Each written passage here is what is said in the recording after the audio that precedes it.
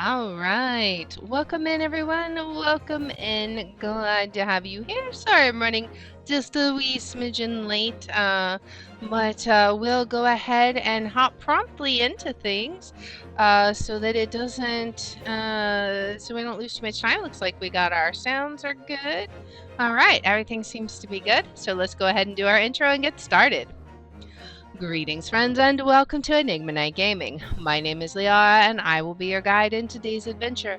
Today, we are playing the Great Ace Attorney Chronicles, and in our episode today, we're going to start out by re-questioning those suspicious witnesses that are trying to peg this crime on Gina. I mean, they're criminals. How much can they seriously be trusted, especially when we legitimately already caught them in lies? Well, let's go ahead and hop in and see what kind of tricks we can pull out of our sleeve. All right, let's hop in. Here we go. All right. Let's see.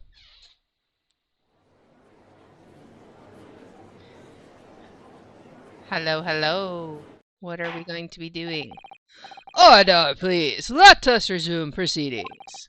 Witnesses, you will now retake the stand. Oh boy. Yeah, y'all are sweating bullets now, aren't you? And he's just like, why do I have to be here? Like, seriously. I presume you heard the defense counsel's summation examination. Oh, yeah, Governor. I did, Gov. I did. Mr. and Mrs. Skulkin. Or Mr. and Mr. Skulkin, whoops. Core, blimey! This is going to be hard work. Oh boy.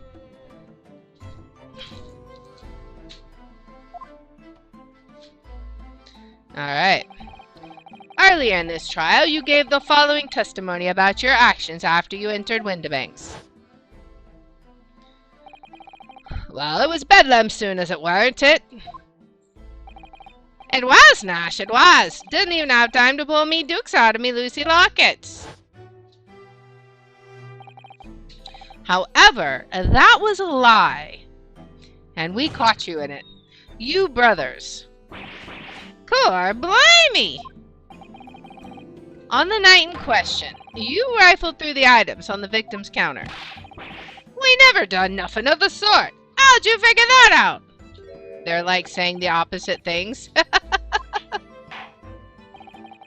You will now give formal testimony once again. You will tell the court precisely what happened on the night in question, and this time, you will tell the truth. Each lie that passes your lips serves to increase the severity of your punishment. See, I can't help feeling that maybe he's not all that much of a bad guy, but I feel like there's forces at play here that we don't know about. And that, gentlemen, may deal a crushing blow to your chances of ever seeing the light of day again. They're just like, oh no.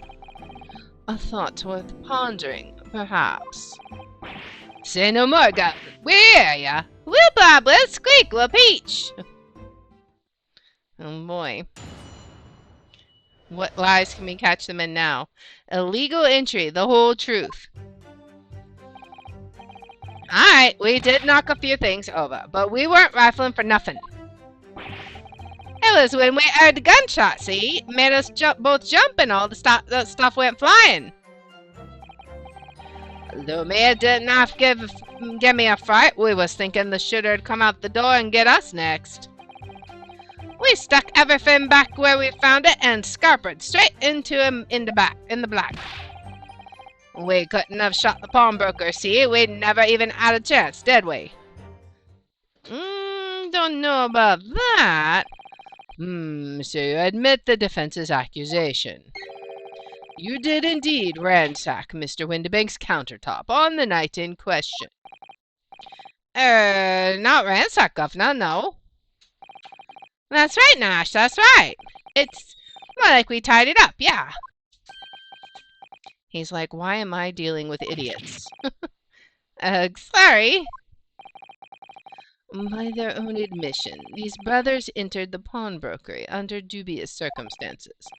However, they panicked and fled on hearing the gunshot, having first made good their mess. Well, you say it, we hardly sound like roughs at all. We don't, Nash, we don't. Can't he make us sound a bit more cutthroat? It can't just be coincidence that these men showed up at Windibank's that night. There's more to their testimony than meets the eye. I'm sure of it. Of course there is. All right, let's see if we can pull up the lies. All right, cross-examination time. All right, we did knock a few things over, but we weren't rifling for nothing. Let's see if that's true or not. Let's press you. If that's the case, then why didn't you testify to that effect in the first place? Well, you know, we ain't exactly squeaky clean, are we? We ain't, Nash, we ain't. If we admitted to something like that, people would think we was up to no good. I don't think you have to admit to that for people to think that, my guy. Well, said Ringo, me old China, we'd only land ourselves in even more trouble. And in fact, now, as a result of lying in your previous testimony, that's exactly what you've done. Landed yourselves in even more trouble. That's rotten luck, says the rotten apple eater. Witnesses, explain your actions to the court. Why did you ransack the victim's counter? We never ransacked nothing. Right, Nash, right. More like we tidied the place up. I don't think so. Sorry. Okay, the next one. That was when we heard the gunshot, see? Made us both jump and all that stuff went flying. But it was all exactly as it was, but slightly shifted. So what you're saying is the sound of the gunshot shocked you so much you knocked all those things off the counter. Well, it shocked one of us that much, yeah. This bag of nerves needs to learn to keep his shirt on. Look, it was loud, alright? Blimey, me dad granny would have woken up to that bang. Big brother screamed like a bloomin' baby and fell over on the counter. He knocked over a load of books, a candlestick, and some skull whatnot. That got tangled in some marionette, what knocked over a picture frame, what knocked them scales on the floor. You've really mastered working quietly then. What a racket! Me granny would have been scared back into her grave at a clatter like that. So in short, the gunshot took you by surprise. And then some. I mean, it was quiet as a mouse, and then all of a sudden, bam! Alright, so we have somebody that is disagreeing with this. Let's see. Let's pursue. Excuse me. He's aggressively eating his chips. Inspector Gregson, do you have something to add? Like I keep saying, I don't appreciate being lumped in with these scoundrels. No, something to add about their testimony? You seemed to react just now at what Mr. Skulkin said. Did it make you think of something?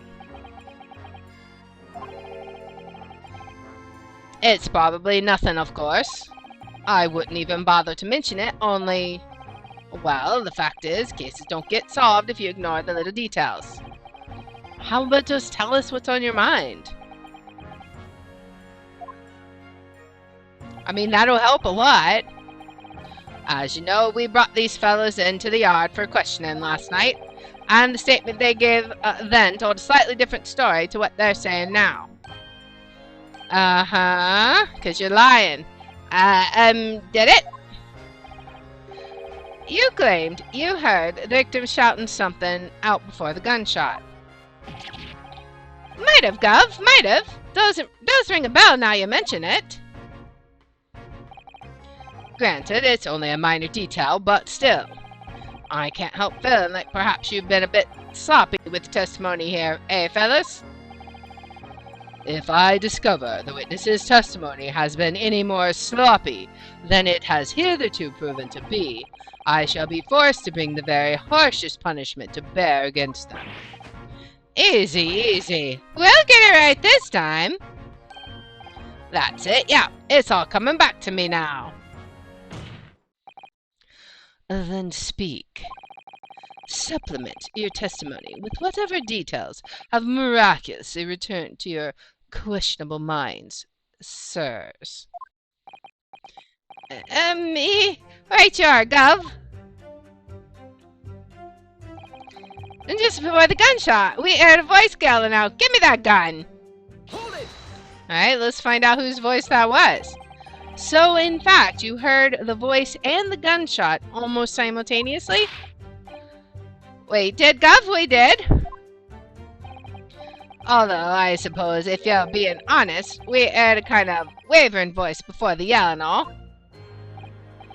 If you don't want to get shot, give me that gun. Bam. Kind of thing. A career in acting tragically missed. Alright. And where were the voices coming from? Could you tell? Of course we could. From the other side of that door behind the counter it was. From the storeroom where the victim was found dead.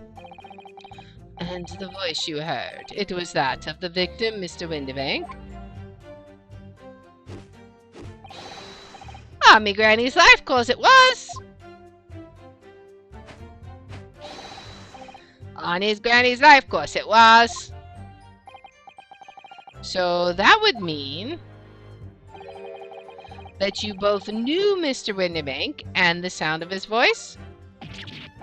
So that would mean what?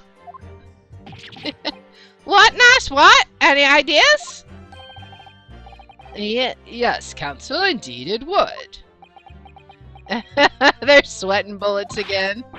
No, we didn't know the geezer. I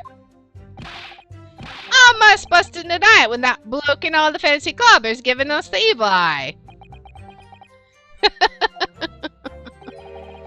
If you value your lives, you will ensure your testimony is accurate and true.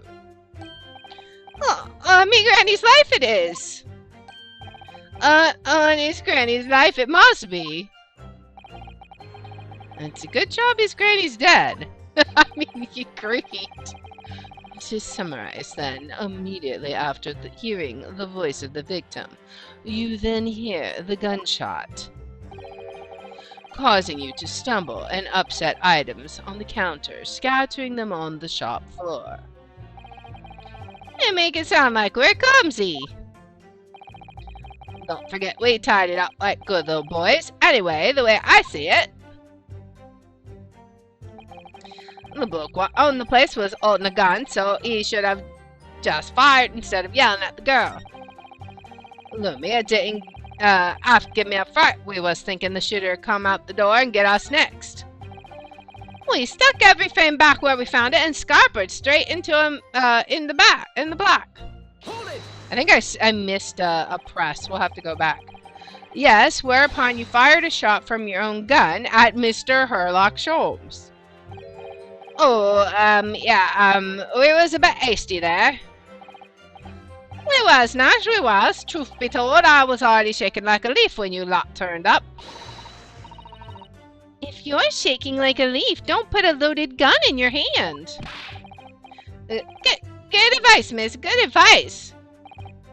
Truth be told, my mind went totally blank. Before your mind goes totally blank, make sure you don't have a loaded gun in your hand. Mental note made, miss. After that, we legged it down the street. But apparently we looked dodgy to the coppers or something, so they clapped the dobbies on us like winking. And after you'd been handcuffed, the police found this revolver in your possession, correct? Well, yeah. But listen, that proves it, doesn't it, eh? We couldn't have shot the pawnbroker, see?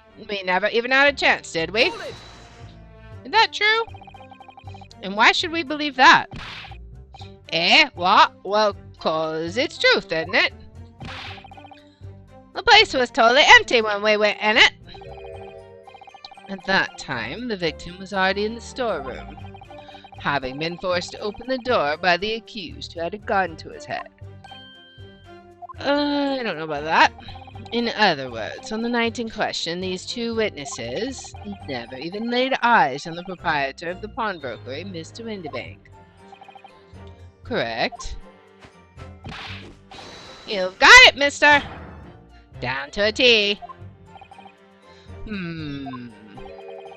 So the Skulkin brothers never actually encountered Mr. Windybank? Is that really true, I wonder? I don't know about that. That's it? That's the full extent of their testimony? What is it, Bruno? You look very fierce. I could pour you some herbal tea if you're tired. Oh, thank you, but I'm fine. Being such a logical thinker, you'll probably laugh, but I feel as though these brothers are still hiding something. Something important. It's nothing more than a feeling, though. I have no proof to support it. Well, feelings can be very logical at times. Sorry? People's expressions, the movement in their eyes, the words they choose. You can take all that in and your brain will quietly analyze it to come up with a feeling like you described. You've concluded that there's something suspicious about this testimony without knowing why, that's all. I think you should trust your instincts. Iris, thank you.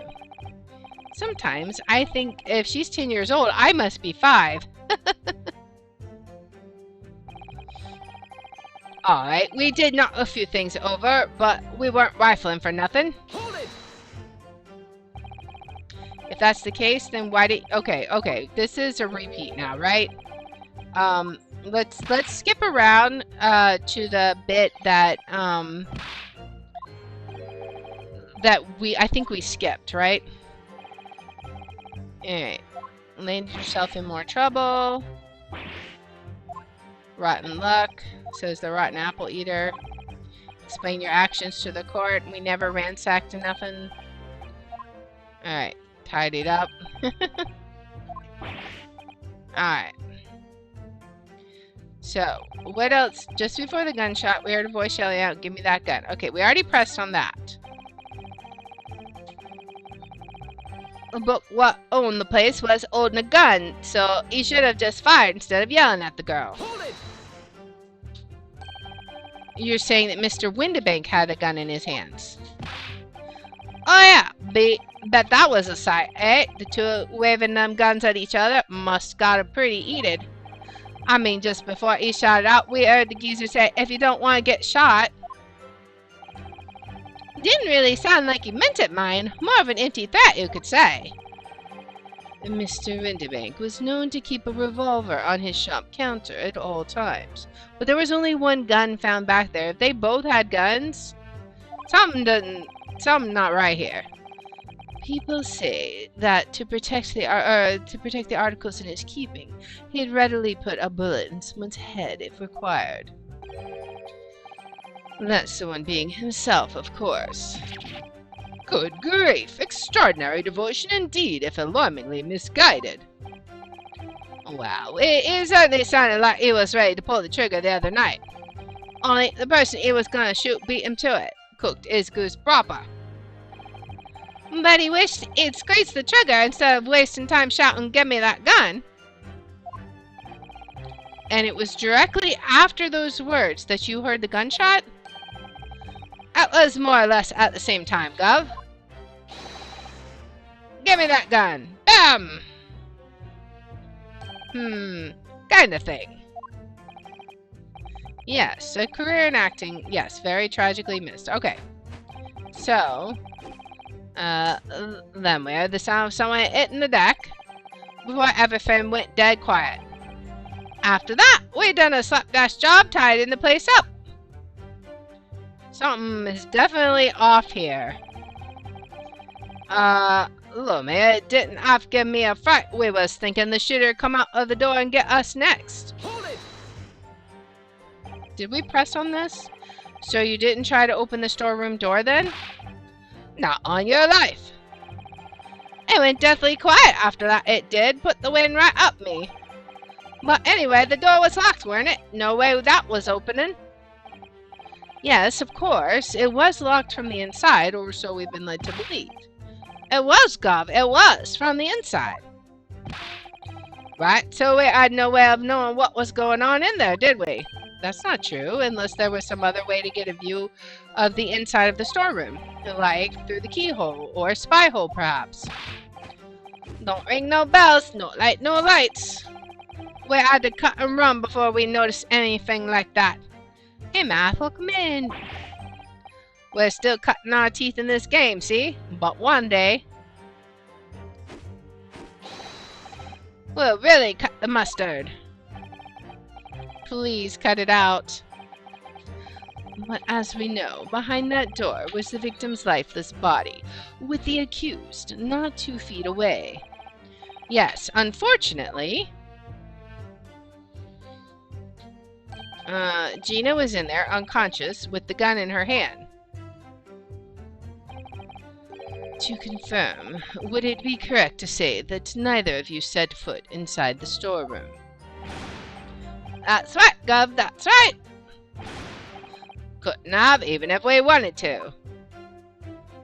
Did they, though? We struck everything back where we found it and scarpered straight into him in the black. Alright, I need to look at the court record first. Can we look? What all do we got?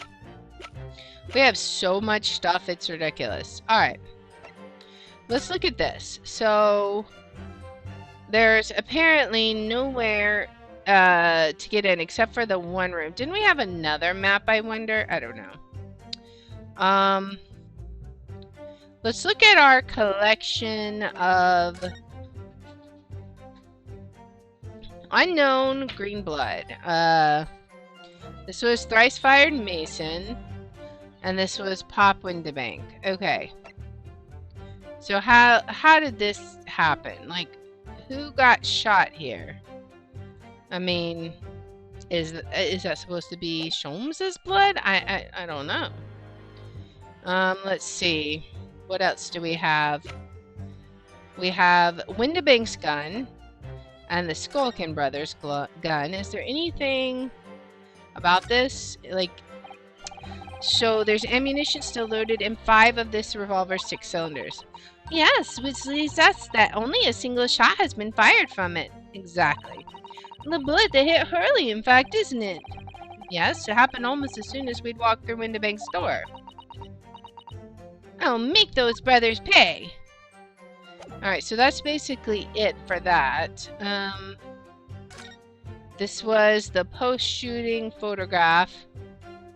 I don't understand. Something is really weird about their story. Is there anything we can do with this? Can we open this up? I don't know. We can open it up, okay. Oh, look at that. It's totally changed shape just from one little button press. Well, that is what the button's for, Runo. You're just like Hurley. You boys love pressing buttons, don't you? Especially if you don't know what they do. Us boys? Says the 10-year-old girl. Anyway, now you can see that it really is a stereoscope, can't you? Alright, so can we load in pictures here?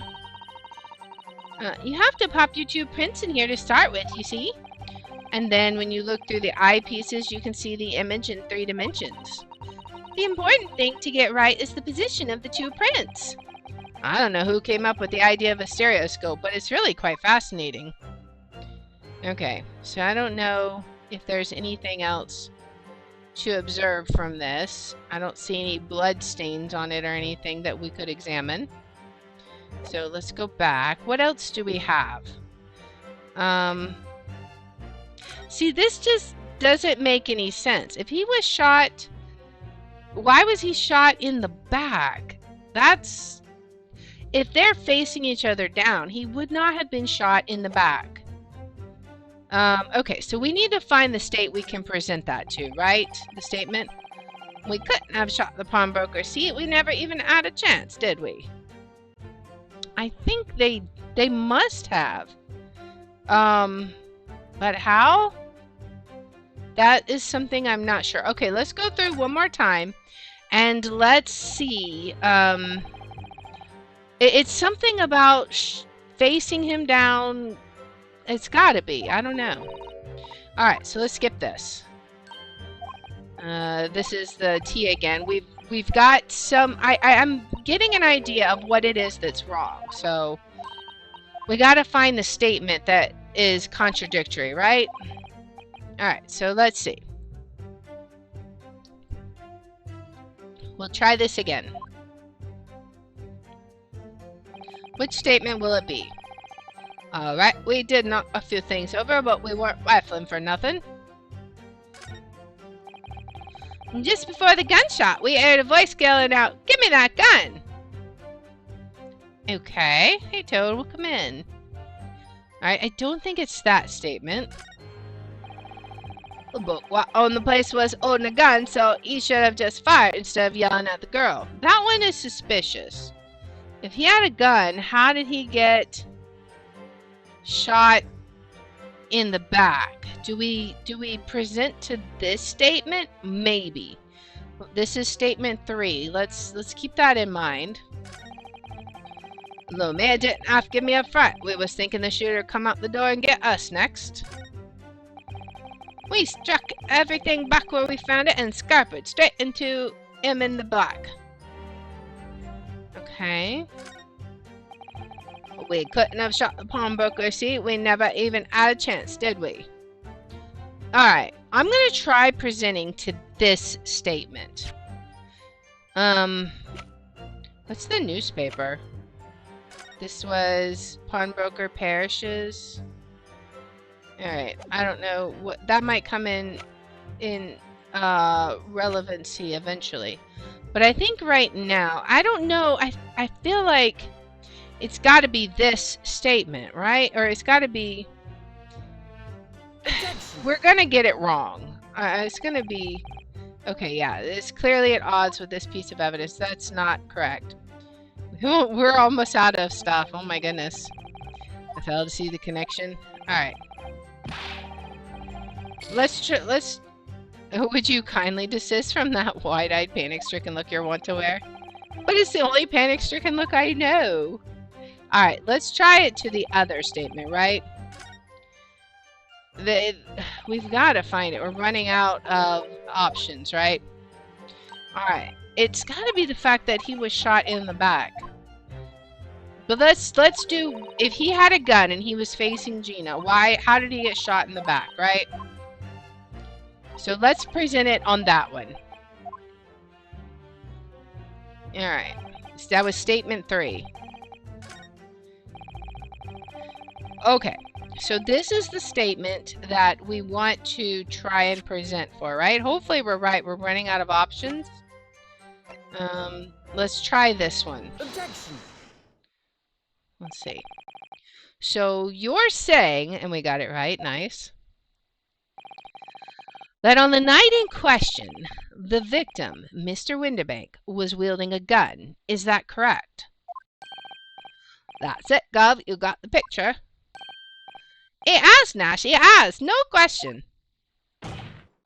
And yet, photographic evidence obtained immediately after the incident clearly shows that Mr. Winterbank was not holding a firearm of any description. You what? Gordon Bennett, that ain't right. Objection. There can be no question that the victim's revolver was used in the incident. I would remind the court that Mr. Winterbank's gun was found at the scene. But they said they both had guns, right? Not only was it identified as the murder weapon, but it was found in the accused's hand. But if they were facing each other down, he wouldn't have been shot in the back. Yeah, that Moltola used the victim's own gun to finish him off. Now they reenact it again. Bam. Kind of thing. Hold it. Except for they can't. That's not what... Stay exactly where you are. Right there. Eh? If the crime had taken place as you so colorfully described in your testimony, it would give rise to an undeniable and significant inconsistency in the final moments you just acted out. Exactly. Goodness, are you sure, counsel? You intrigue me, my learned friend, but let's see some evidence to support your claim. Where's the proof that demonstrates this inconsistency in the witness's portrayal of the victim's final moments? Okay, so we don't have like a coroner's report, right? We just have, or maybe we do. Let's see. Let's look at this. Does it say shot in the back, right? Single bullet wound in the upper half of victim's back. No other visible signs of trauma. Instant death from a posterior anterior bullet wound to the heart. The bullet entered the body from the back on a gently rising diagonal trajectory. That's it. That's it exactly. All right, we present the autopsy report. According to their testimony, the witnesses claim to have heard a shout of "Give me the gun," followed by the gunshot.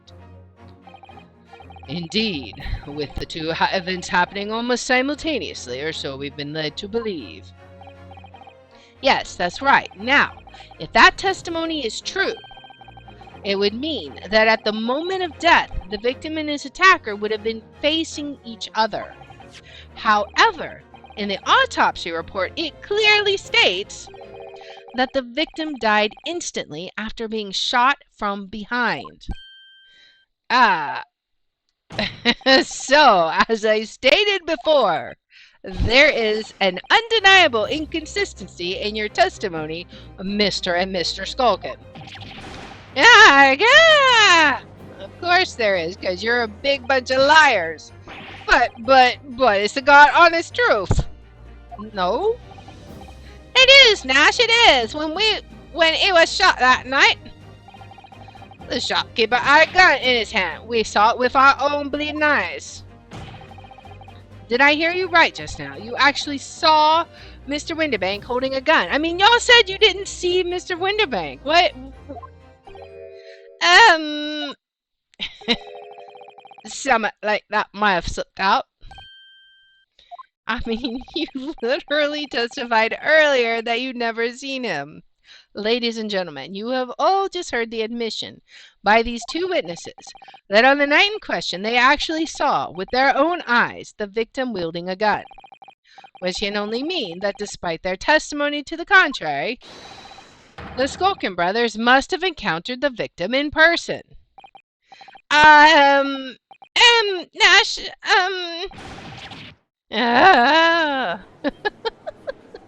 Yeah, I mean, that's why you don't lie. You get caught in your lies. Order, order, order! Witnesses, explain yourselves at once. Well, the thing is, it weren't supposed to, It would seem that my previous warning fell on deaf ears. I made it quite clear that false witnesses would be the death of you. Am I to understand that you replace the untruths of your original testimony with renewed lies? Ever so sorry, Governor. Truth is, see, cut it out, Nash. Cut it out. If we blab now, you know what it'll do to us. Who are they talking about? Let me make your position here perfectly clear. You will talk. There is no other option available to you. Bluff, come on, the game's up. But our guts for garters. In case it hasn't quite sunk in yet, no matter how hard you try to hide it, the truth will come out. On the night in question, it is now apparent that you brothers met face to face with the victim. I demand that you testify again to explain the precise circumstances under which this meeting took place. Well, do you have to? On pain of death. I suggest you make yourselves fully aware that this is your very last chance to tell the truth. He's gonna, like, personally murder them. Alright, encounter with the victim. Here we go. Take 3. Alright, so we just got inside the gaff and heaved a sigh of relief when the geezer showed his mug. Give me that gun, he bellowed, then he flew at us like he was possessed. I thought we'd had it. Why, old geezer, the bloke was strong as an ox. He chucked me over the counter. I pulled me gun on him, then he legged it through that door into the back room. We never had nothing to do with killing him. That's all what happened, I swear. Okay. So you're now telling us that moments before the victim was killed in the storeroom, you in fact encountered him in the main part of the shop. Well, yeah. Sorry. Well, we find ourselves at an interesting juncture. This changes matters considerably. But honest, Governor, this time, Nash, this time we ain't got nothing more to hide. Very well, counsel for the defense. You may proceed with your cross-examination. Yes, my lord. This is it. The moment I've been waiting for. All right. Did they say that he took his gun? That can't be right. If I remember hearing that right. Alright, so we just got inside the gaff and heaved a sigh of relief when the old geezer showed his mug. Hold it! When you say geezer, I presume you mean the victim and proprietor of the shop, Mr. Windibank? Oh, sorry. I mean, that's right. Wait, let's keep a close eye on the entrance to the gaff, obviously. But we never thought no one was going to come out of the back room like that. The back room being the pawnbrokery's storeroom. Yeah, that must be where he popped up from. Only place he could have been. So, it would seem the victim was already in the storeroom when these brothers entered the premises. Which means Jenny must have been in there at that point as well. Maybe she was in there legally. That doesn't make sense, does it? If Gina had threatened Mr. Windibank into the storeroom with her at gunpoint, then why would he have emerged from the same room all alone when the brothers arrived? Exactly. I think she was in there at his okay. Like, maybe it was to make up for stuff. I don't know, but maybe he was okay with her presence there. Oh, I don't know. Did you see the accused at that time? What, that mole tulip? Couldn't tell ya. No way, Cobber. We have bigger fish to fry then. I mean, the old geezer just lost it. Give me that gun, he bellowed. Then he flew at us like he was possessed. I thought we'd had it. Hold it! You mentioned that Mr. Windibank shouted those words in your previous testimony, too. However, you claimed that you heard him yelling them on the other side of the storeroom door. Oh, did we? But the truth is he was shouting those words at you, wasn't he? Well, yeah. Was the victim, Mr. Windibank, wielding a gun at the time? Was he ever? Blimey lummy, a great ugly barrel, yeah, pointed straight at me frontispiece. So what you're saying is, you definitely saw Mr. Windibank with the gun at that time, is that right? It is, Gov, it is, spot on. Then all of a sudden, he came at us, he did. It was Bedlam. I didn't know who was gone for who. You were clearly all going for each other. Like Nash said, we thought we had it. I mean... But old geezer, the bloke was strong as an ox. He ejected me over the counter. That's why all the stuff fell, right? Yes, I noted that you mentioned the counter in your previous testimony, too. Well, yeah, of course we did. It knocked over a load of books, a candlestick, and some skull whatnot. That got tangled in some marionette. What knocked over a picture frame? What knocked them scales on the floor? So in fact, it wasn't the sound of the gunshot that shocked you and made you knock those things off the counter. Well, Big Brother went flying over the counter like a gunshot, I can tell ya. Then the old geezer pinned him. He did, Nash, he did. If you hadn't been there, the bloke would have flattened me like a bloomin' pancake in seconds. At the time in question, the alarm was raised at the local police station via a secret cable from the pawnbrokery. There is a button under the counter used to activate it, which was presumably pressed by the victim. That's right. When the brothers fled the scene and back onto the street, they ran straight into the arriving police, didn't they? Poor Mr. Windibank, he did everything he could to protect his shop. I pulled me gun on him, then he legged it through that door into the back room. Hold it! Really? Were you intending to shoot Mr. Windibank? No, never. I was just, look out for me, bruv, weren't I? It was being flattened, don't forget. By a man whose shop was being burgled, yes. And then the man fled into the storeroom when you pointed your gun at him, is that it? Yeah, that's it. He shoved me away, then ran off through that door and shut himself in. And there's something about that last remark. Something that doesn't quite ring true. I wonder why Mr. Windibank ran away into the storeroom. What? Well, according to what everyone's saying, Ginny was in there waiting for him with a gun. Ah, yes, that's right. Gina allegedly used Mr. Windibank's gun to threaten him and force him to open the storeroom door. In which case, how did the gun end up in Mr. Windibank's hands again?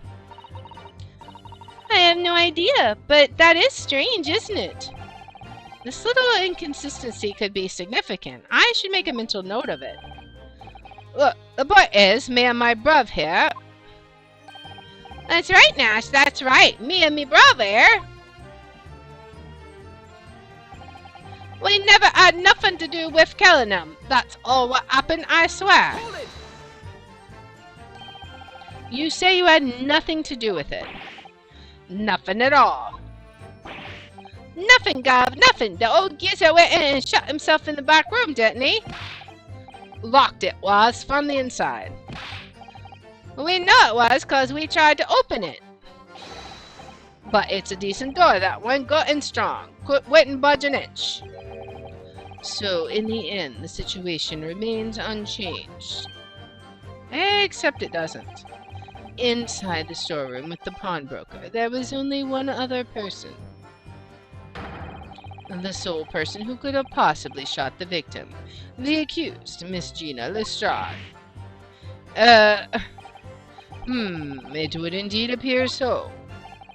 What say you to that, counsel? I don't know. Was there anyone else apart from Gina who could possibly have shot Mr. Windibank? There has to have been. There had to have been. Mr. and Mr. Skulkin. Eh? What? What's that look for? From the moment you admitted that you'd encountered the victim face to face that night, the course of this trial changed completely. It did? What is your point, my learned friend? The question we must answer is who could have shot Mr. Windibank, and it is the belief of the defense that the defendant is not the only possible answer at all. I mean, obviously, because we don't think she did it. You have my attention. In that case, let us return to this plan of the premises. The victim was killed in the storeroom, which was locked from the inside. Those are the facts, so pray, what other possible answer to the question of who shot the man could there be? Counsel, you must now provide answers to the court in respect of two conundrums. Two, my lord? Twice as many chances to be right, maybe? Indeed, namely, from what location did the culprit shoot the victim? And furthermore, Where was the victim at the time? Understood, my lord. Are you all right, Bruno? I'm not entirely sure, but there's one thing I am sure about. If I can prove that there's a credible new alternative to what happened, it would change Gina's prospects hugely. So now, time for some clarity. Show the court on this plan the answers to the question posed by his lordship. If you believe someone else could have killed the victim, indicate from where that person could have fired the gun. Okay, so where would they have fired the gun from? Do we think these two doofuses did it? It would have been like an amazing... Unless he shot him as he was running in, but then he couldn't have locked the door, right? If he was... I think if he was locking the door... Was the person in here? And then, like, he was hiding until the door got unlocked, maybe? Like... Maybe. Would it be here? We're gonna get this. We're gonna end up getting this so wrong. Alright, maybe we save, so we don't lose all our chances. Let's see. Let's just save real fast so we don't lose all of our chances. Okay. Because I don't know how far it'll... This one's the hardest one. Alright, so my theory. Somebody was in the storeroom. Either they were in there with Gina, or they snuck in, maybe, during the commotion. Like, maybe there was a third individual there, right? And he snuck in? Maybe. So let's try this. The defense believes that the culprit could have shot the victim from this location here. And an answer to the second question. Assuming the culprit fired from the location indicated, where was the victim at the time? Right here, right? Take that! I have no idea. The defense believes the victim would have been in this position here. Okay, so let's see what happened. What your answers in fact show is that your own position is as absurd as those you indicated on the plan. What are you saying? What Lord Van Zeeks is saying, Counsel, is that your answers are clearly flawed. Okay, so now we'll try from the other way, right? I knew it. It's twice as many chances to be wrong. So the questions are, from where did the culprit shoot the victim, and where was the victim at the time? Well, you have to at least choose a place that's outside the storeroom, don't you? Oh. I mean, if you're saying that someone shot Mr. Windibank from inside the storeroom, they'll just say it was Ginny. That's true. You're right. What's the best move here? Should I try again or gather more information first? I really need more information, don't I? I need more information. Let's get more information first. My lord, I would like to consider the situation a little more before giving my answers again. Consider the situation as much as you like. The answers do not exist. Very well, the court will hear from the witnesses again while you deliberate, counsel. Okay, so we'll have another chance. So that's all these brothers are willing to reveal this time, is it? They're still hiding something, don't you think? Yes, I'm sure of it, and not just a minor detail either. It was almost certainly because of those two poor, that poor Mr. Windibank. Well, you can't let him get away with it, Bruno. I know, but I get the feeling that there's even less evidence at my disposal this time to prove that they did it. Okay. We've come so far. Now it's time to finish them off. Well, I'll do my best. Alright. So now we're going through the statements again, right? We've already pressed them all. Got inside. Okay, so he showed up. He flew at us like he was possessed. For an old geezer, he was strong. He threw him over the counter. And then I pulled the gun on him, and he legged it through the door into the back room. Do we have something here we can present? Let's see. The gun had one shot on it, right?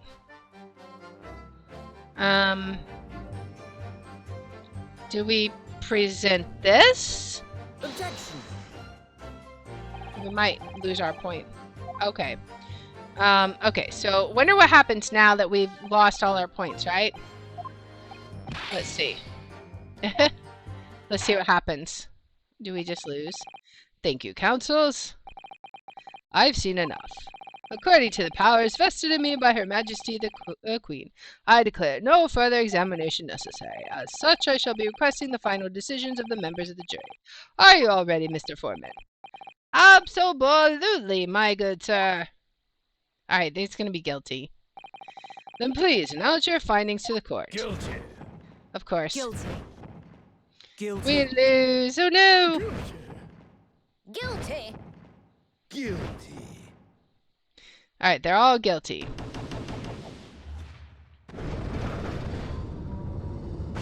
Poor Gina. No!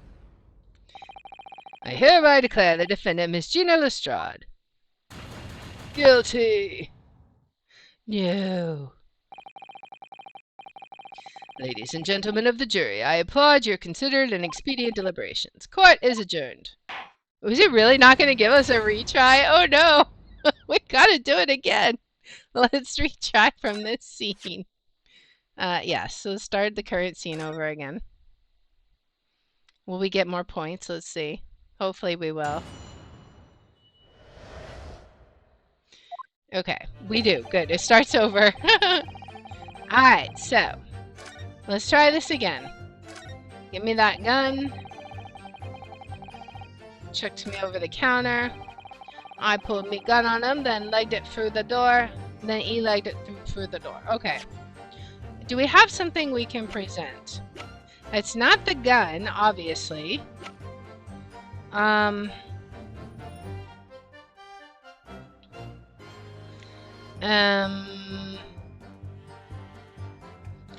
What could it be? Let's look at this. What about this? What is this supposed to be? I'm very confused about this. This one makes no sense. Maybe that's the one we present, though. I don't know. This is really confusing me.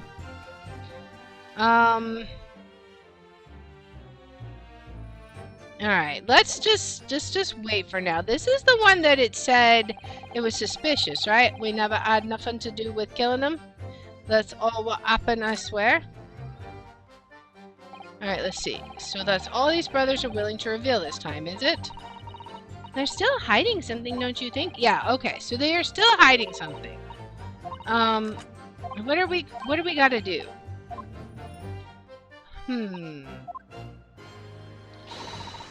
Next time to finish them off. Alright, so what can we present? Do we present the photo of her? We just got inside the gaff and Eve decided relief when the geezer showed his mug? Okay, actually, hold on.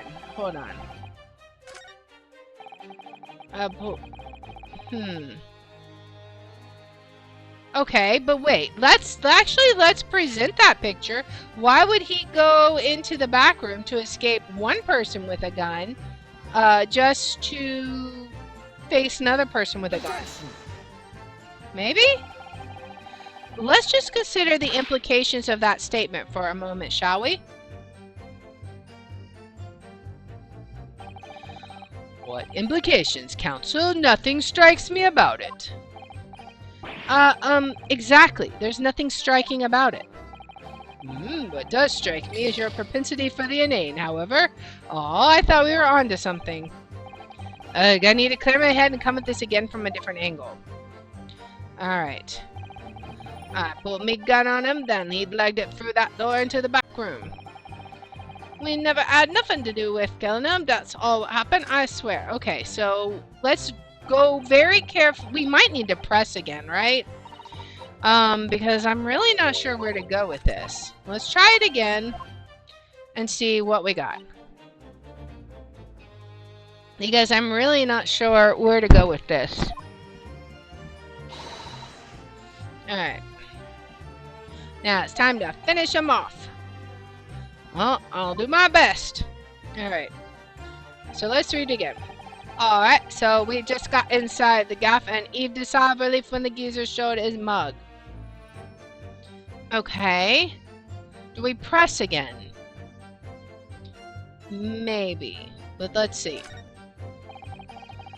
Give me that gun, Eve bellowed. Then Eve threw at us like it was possessed. I thought we had it.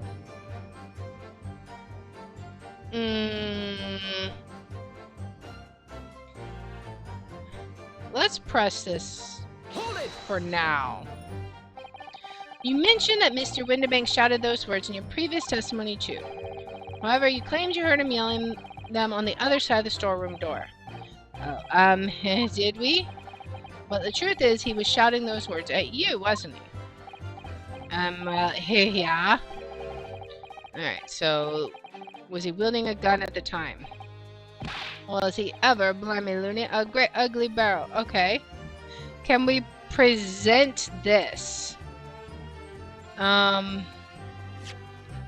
we able to present something now? I don't think we can. So maybe that's the statement that we present to. So what you're saying is, you definitely saw Mr. Windibank with the gun at that time. Is that right?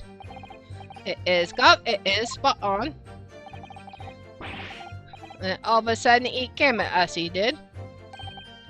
It was bedlam. I didn't know who was going for who. We're clearly all going for each other. So maybe that's the statement that we present to, right? Alright.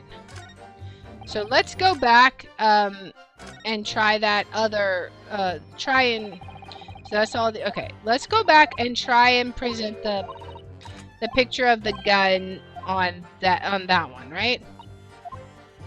So let's see. I don't know. I'm really at a loss here. So we just got inside. Alright, so let's try presenting the gun, the picture of Gina with the gun here, right? This is the right one? Alright, let's see. That reveals an inconsistency, that last statement. You really? Okay. What inconsistency? As I look at you, Counsel, I see your trembling hands, your pallid expression, and your perspiring brow. Huh? It seems to me that is the inconsistency here.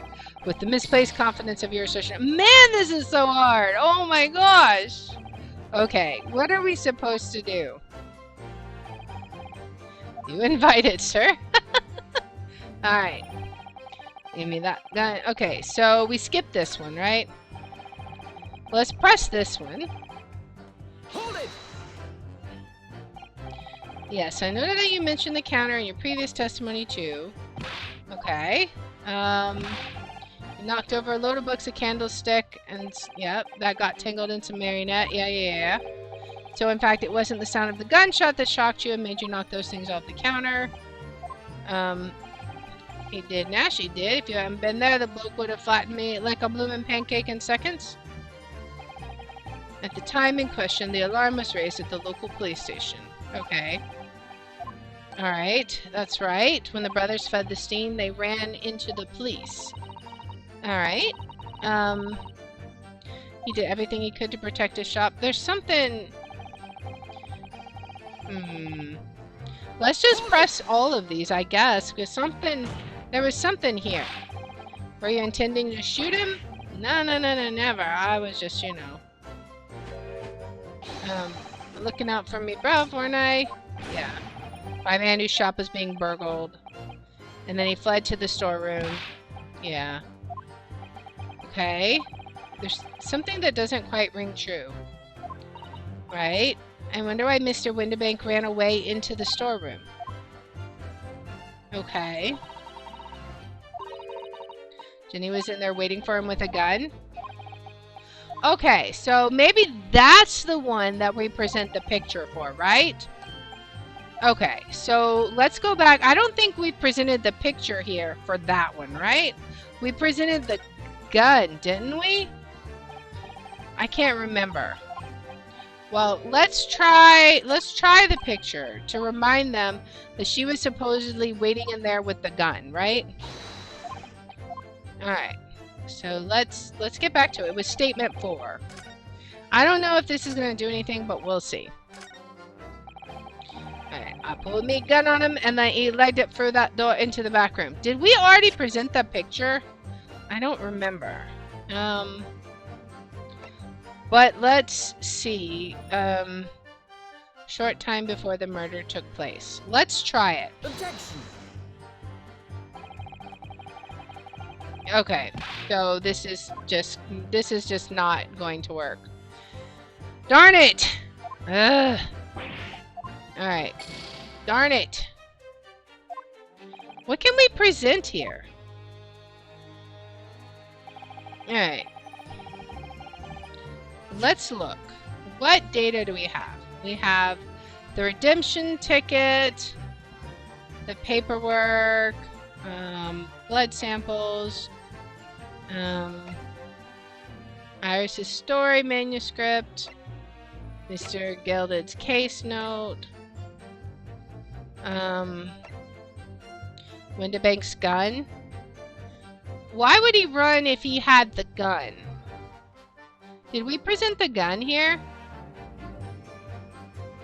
Okay, let's present this. This might also not work.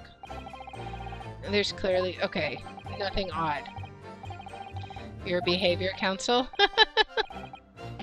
Don't mind me. That would be significantly easier if you'd lower your hand. Darn it! We're doing so bad. I won't lower my hand until I prove my client's innocent, as long as it's quick. Alright. Alright, what are we going to present here? There's got to be something we can do. But what do we even have? A single bullet wound in the man's back? Do we present this photo that shows he was killed in the back? Let's see. Objection. If nothing else, we'll start over. Okay, so we'll just start this one over. What are we supposed to do? I'm so confused. I don't even know.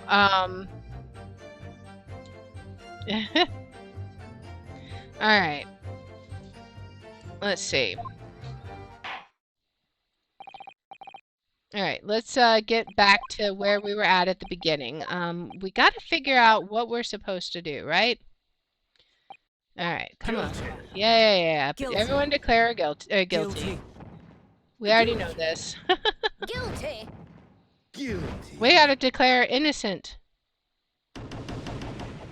Alright.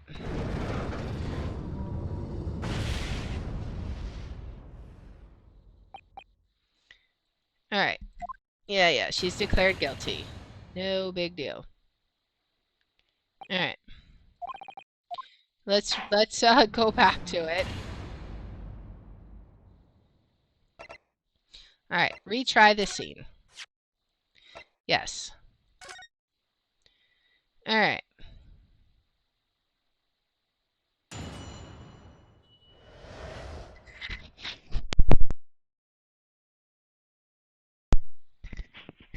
Alright, so what are we going to do? Alright, so they got inside. Then what do we do? Give me that gun. Alright,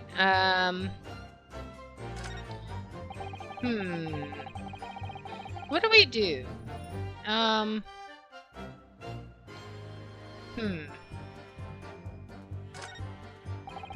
We never had nothing to do with killing him. That's all what happened, I swear. Okay, so what do we do? I'm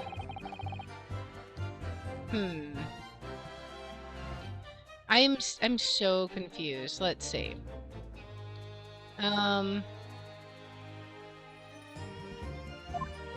That's all they're willing to do. They're still hiding something. Yes, I'm sure of it. And not just a minor detail. It's almost certainly because of these two. Yeah, so we know we can't let them get away with it. There's even less evidence at my disposal. So what do we have, right?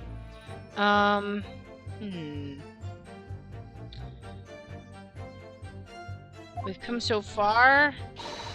Now it's time to finish them off. What can we do? So there's definitely an inconsistency there, but what exactly are we looking for here, right?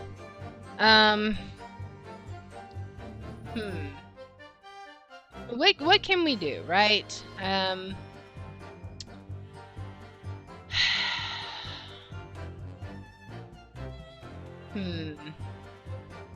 So we know that he attacked them, right?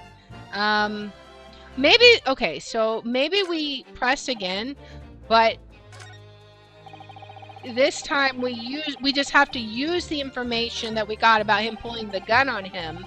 He shot him before he got into the storeroom, right? Let's try that and see. All right, let's press this. Let's get back to where we were, and get the accusations flowing, right? And let's see if that works. So in the end, the situation remains unchanged, but that's not true. It could have been one other person, right? So what I think happened is I think he was running back into the storeroom, got shot in the back. Like, I don't know why he didn't have, maybe he didn't want to shoot them, because he's actually a nice guy, right? So when the gun got pulled on him, he ran back into the storeroom, got shot in the back, which makes sense, and then Gina locked the door, right? That's what I think. Alright. So, was there anyone else? Yes, there could have been. Alright, so now, let's get back to where we're positioning where the people could have been, right? Alright, let's see. Who could have shot? Alright. Because there's nowhere else to go from here. We've tried everything. Alright, so, we need to answer the question, right? I think he was out here, and the pawnbroker was, like, right here, going into the room, right? So let's try it. Indeed. Namely, from what location did the culprit shoot the victim, and what was the victim? Okay, so let's try. Are you alright, Bruno? I'm not entirely sure. Alright. Let's try this. So now, time for some clarity. Show the court on this plan the answers to the questions posed by his lordship. If you believe someone else could have killed the victim, indicate from where that person could have fired the gun. So we think it's going to be like somewhere over here, right? Because, I mean, it has to be, right? He would be right here. He pulled a gun. So he pulled a gun. The pawn, this is behind the counter. So maybe he was like, they knocked stuff over, right? He pulled a gun, knocked him over the, no, he knocked him over the counter, right? And they pulled a gun, and he was running into the storeroom. He was gonna lock it. So I think the person who fired the gun was right here, right? Take that! Alright. The defense believes that the culprit could have shot the victim from this location here. Okay. And an answer to the second question. Assuming the culprit fired from the location indicated, where was the victim at the time? So he would have just gotten inside, right? He wouldn't have had a chance to turn around and close the door, right? Take that! So let's see. The culprit shot the victim from outside the storeroom. Continue. Mr. Winbank died instantly from a bullet wound in his back. Looking at the stain of blood on the storeroom floor, it doesn't appear that the body was moved after death, which tells us he was almost certainly shot while he was in the storeroom. However, the crucial point is, where was the shooter when the fatal bullet was fired? So you're adamant that the shot was fired from outside the storeroom? Well, according to the Skulkin brothers' earlier testimony, I pulled me gun on him that he legged it through that door into the back room. if Mr. Windibank ran away through the door, we have to assume that the door was open at the time. Ah, It was at precisely that moment when the victim was fleeing for his life that these brothers had the perfect opportunity to shoot the man in the back once he was inside the storeroom. all right.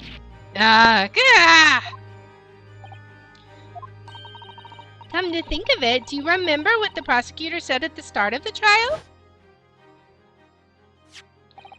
Moving on to the findings of Scotland Yard's coroner.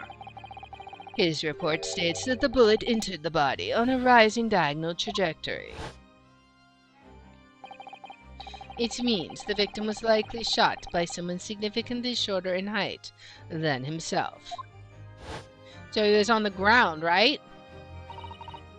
Poor man, Shaba was running as fast as he could to safety. Ah, of course. He would have been leaning forward as he was running away. So even if the bullet was fired horizontally, it would have still have entered his body on an upward trajectory. So the culprit isn't necessarily someone shorter than Mr. Windibank. I'm sure my learned friend can't have forgotten that the storeroom door was found closed and locked from the inside.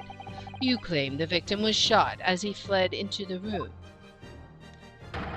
Do you also claim his corpse was dexterous enough to turn the key in the lock? No, Gina did that. But what if someone else locked the door? Yes, there is someone who could have locked the storeroom door. Is that so? Very well then, counsel, present your hypothesis to the court.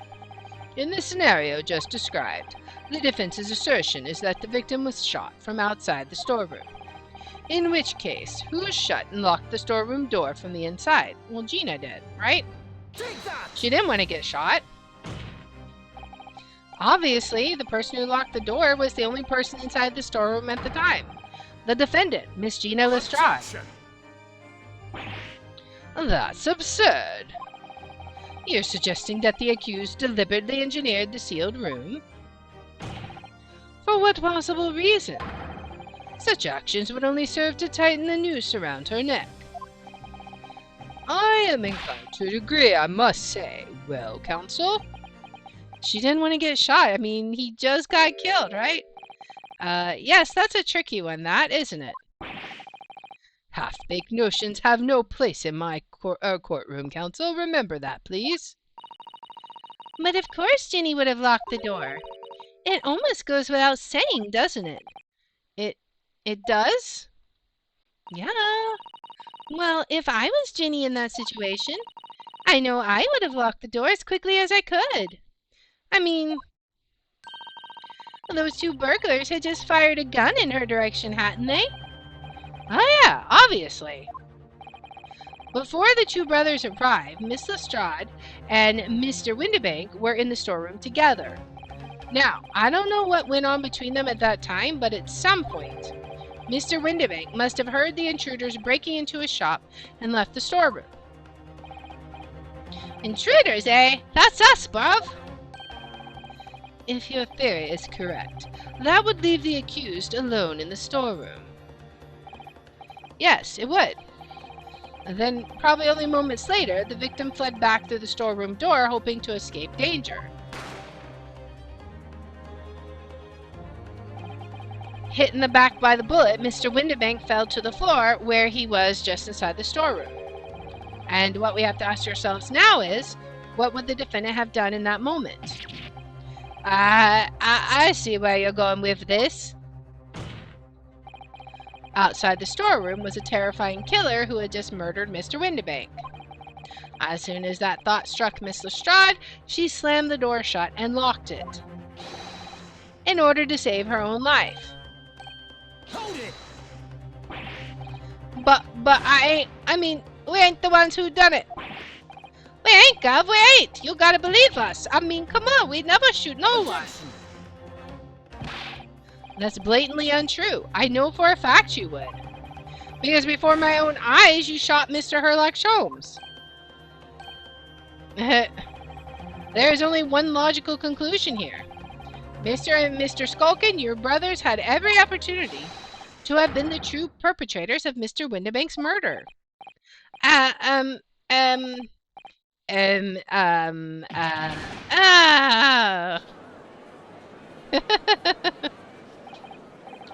Where does this leave us? You mean to say it wasn't the pickpocket who shot the pawnbroker after all? I should have known it was those three brothers. They look as shady as a dense forest. That was amazing, Runo. All the members of the jury seem to be firmly on your side now. I know, first time ever, and probably the last. Well, I think you've done it. Surely they'll have to give a verdict of not... An admirable effort, my learned friend. What's this now? He's laughing. You find the situation amusing, Lord Van Zieks. I myself find the defense's argument most persuasive. Uh-oh, time to pour your blood and then throw it against the candle. I dare say. Such chicanery is the bread and butter of the street performers in your provincial eastern nation. But such blatantly malicious conjuring tricks amount to nothing more than inexcusable pettifoggery here. I don't know how to pronounce that word. What? The hypothesis you put forward so ostensibly, credibly cannot and will not stand. Because, you see, it contains a fatal flaw. A fatal flaw. Do you mean to tell me that you're unaware of your logic's failing? I say, Lord Van Zieks. Might be an idea to explain this bally conjuring trick or whatever it is to the troops on the ground, The fatal flaw in my learned friend's argument is really very simple to understand. There we go. Assuming you're not too dim-witted to count bullets. By George, count bullets? Oh dear. He noticed then. Huh? What's everyone talking about? Only one gun in the pawnbroker... only one gun was fired out of his revolver. Counsel. Yes, sir? Tell the court how many bullets were found at the scene of the crime. Two bullets. Correct. The first, that which hit the victim in the back, ending his life. And the second, that which struck the detective, Mr. Herlock Sholmes, on his arrival at the scene. Indeed. The defense presented a picture showing the damage caused by the second bullet earlier in the proceedings. That was the one in the calendar? Okay.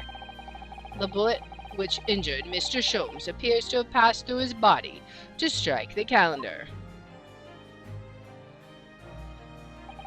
Your lordship's understanding is correct. Furthermore, we know there are two firearms involved in the incident. The revolver belonging to the victim, Mr. Windibank, and the Skulkin brothers' revolver. The evidence shows that a single bullet was fired from each gun. Yes, indeed it does. A single bullet from each. Now then, my learned friend. You yourself told the court only moments ago that these two brothers shot Mr. Herlock Sholmes right before your eyes. Yes, I did. Oh my goodness, I think you'll find that if a single bullet was fired from the brother's gun hits Mr. Sholmes, it means... Windibank, not shot by same gun. Stop! Only one bullet. Stop! Exactly. Yes, the Sniffany street performer presented an ostensibly credible argument. However, it was never anything more than a diversionary trick with no hope of standing up to scrutiny. Ugh. Ugh. We're back to square one again. Order! Order! Order! He's like, I'm done with all this.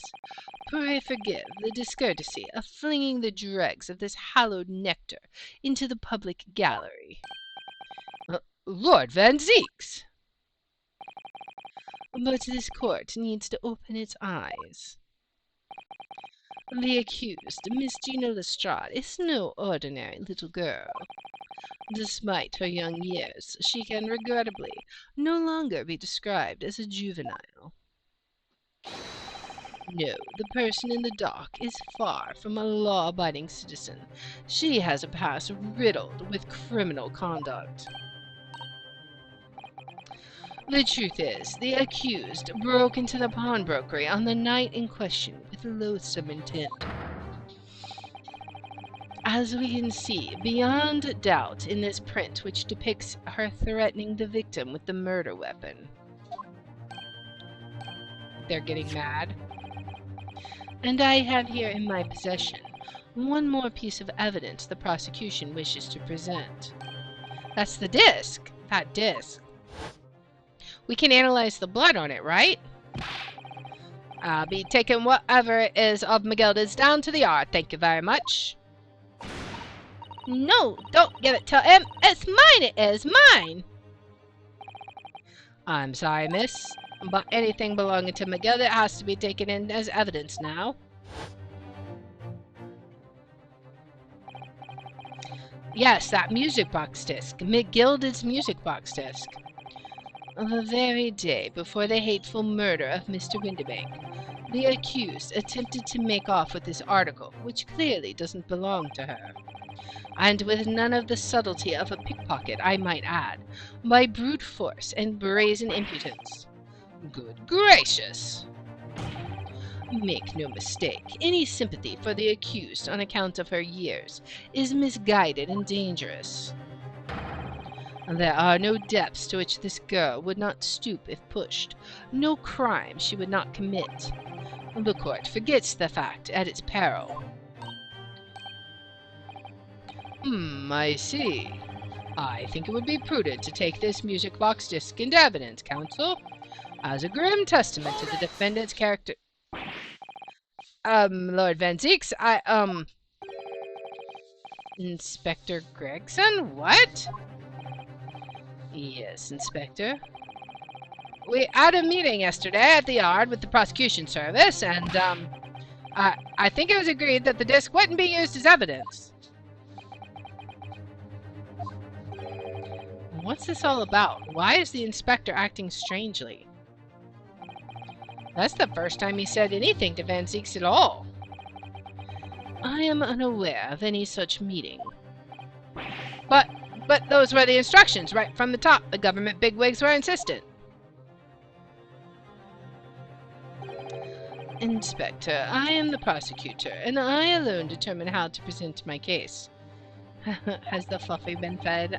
Go for it. Your warning is noted. Thank you. The prosecution wishes to proceed with submitting this disc as evidence, my lord. Indeed, bailiff. All right, we've got the music box disc, and we need to check that bloodstain for sure as soon as we're able to. The prosecution has established the accused motive, opportunity, and baseness of character.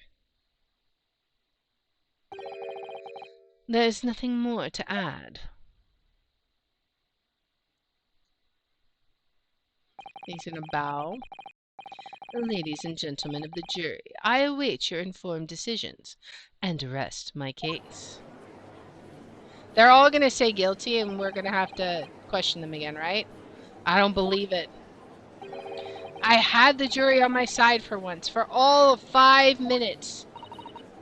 Oh dear, it wasn't even for 5 minutes, Runo. My lord. I wonder if I might say something at this point. Proceed, Mr. Foreman. Been stumbling about in a bit of a fog up to now, if truth be told, but all of a sudden, answer's bally obvious to me and my men. There's only one thing for it.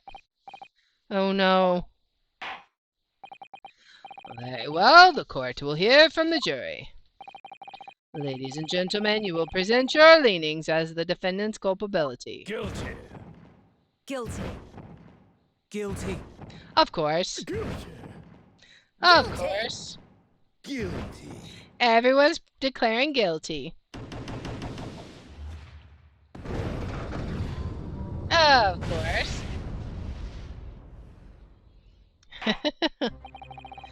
We have a consensus among the jury, it seems. When you have eliminated the impossible, whatever remains must be the truth. That's my line. I wrote that for Hurley. How dare he use it against us? Don't worry, Iris. I don't think we're finished yet. There's still more to this case than we realize.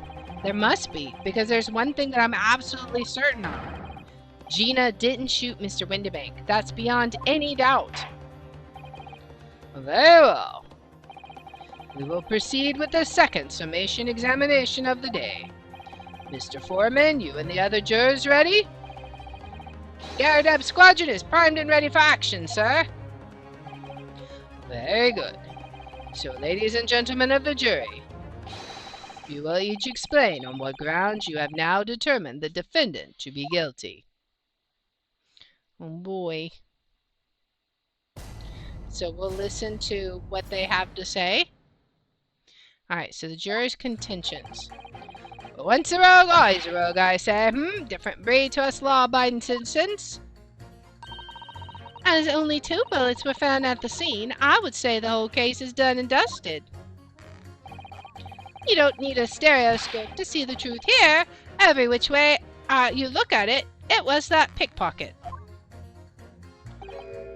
I never imagined the simple operation would cause me such grief. You're not even paying attention. The accused attempted a theft on the previous day. I can see I'm in for a busy day ahead. I am ballistics expert. I have seen many shootings. There is nothing I do not know about guns. Okay, that explained nothing. It would seem there's little remaining room for doubt.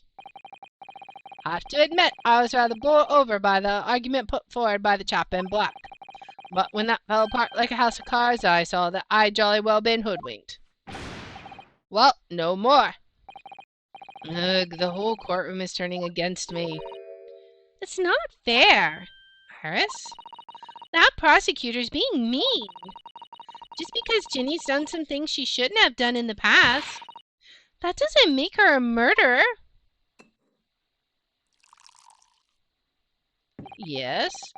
Allow me to savor this fruity vintage while I savor the spectacle of your fruitless debate on the matter.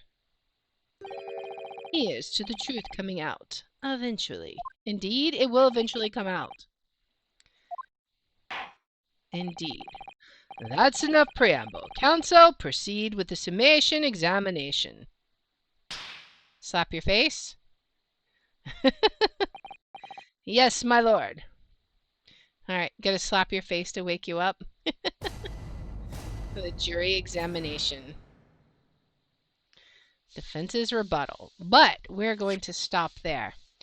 Alright, so That is going to be where we will pause it. I hope that you enjoyed this one. We got a little bit stuck there, but we finally managed to get through it in the end. I hope that you like this kind of content. And if you do, please make sure to like, subscribe, follow, share, all that good stuff. If you want to watch live, we're on Twitch at twitch.tv/thehour27. I have my schedule posted in the about and in the description. And if you want to see which games I'll be playing each day, I post them on twitter.com/thehour27. And I hope you join me in the next one. Until then, guys, bye. All right, we're going to go ahead and give this a quick little save. And then we will be done for today. So, I hope that you guys had fun. I had a lot of fun with it. We will be back here tomorrow at 3 p.m. And we're going to be playing Shadows of Doubt, and we're going to be continuing on in boxes. So we finished the room 3 last week. We're going to be playing some more in boxes this week, so it's going to be fun. All of that is going to start tomorrow at 3 p.m. Central Time. And now let's see who we can raid. Who is on doing stuff? Let's see.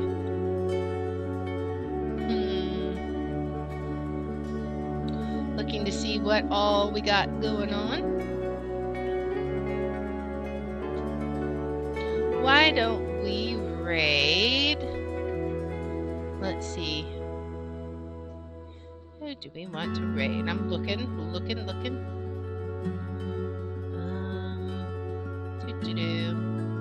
There's a lot of people on, man.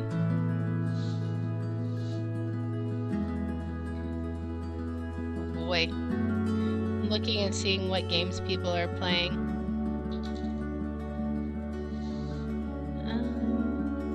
I guess we will raid.